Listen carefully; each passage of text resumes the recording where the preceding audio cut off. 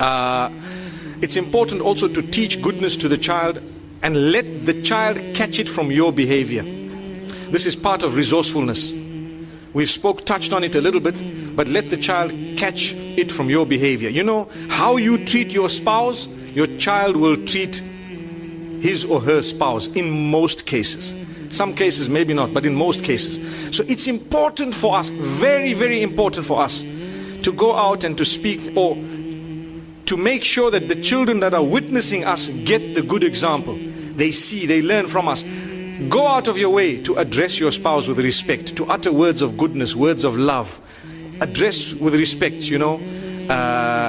Listen to each other in a way that your children can see that, oh, when mom says something, dad gives it importance. So when I get married, I'm going to give what my wife says a lot of importance. Yes. Why? Because they learned it. They saw that it worked. And they saw that mom is smiling and happy, but mom is crying, depressed. When dad comes, he's in the living room watching TV. Mom says something, he doesn't give an answer. Then he starts screaming and yelling. Then he goes and complains to his friends on the phone, and he does this and so on. Children are watching. Believe me, they think that when you get married, well, she's just a worker. She's here to cook your food, and she's here for your mother to take control of.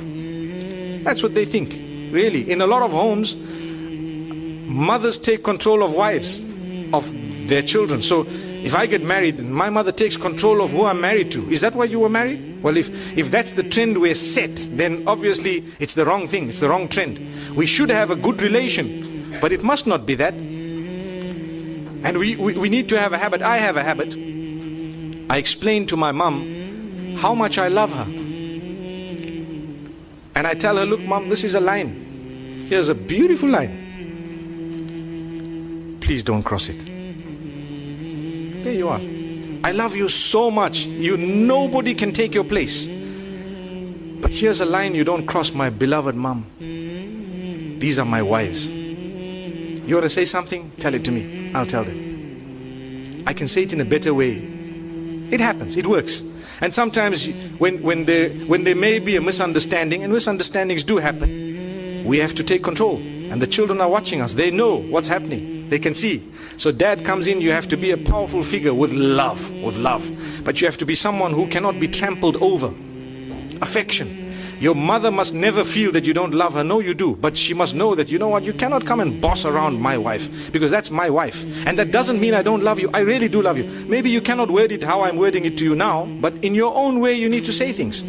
Because parenting, and a successful parent can only be a successful parent when they have minimized their own issues.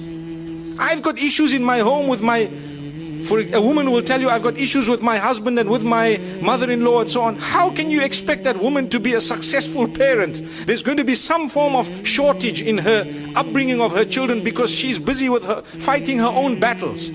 So to create that beautiful environment is the duty of the man. And this is why you cannot impose on your spouse to live in an oppressive house where people are trampling all over your spouse. You need to do something positive about it, because that is how you will help the next generation. Otherwise, all we're doing is we just completing the circle and let it carry on and on and on. And for generations to come, people are going to be oppressing each other because we couldn't stand up in a beautiful way.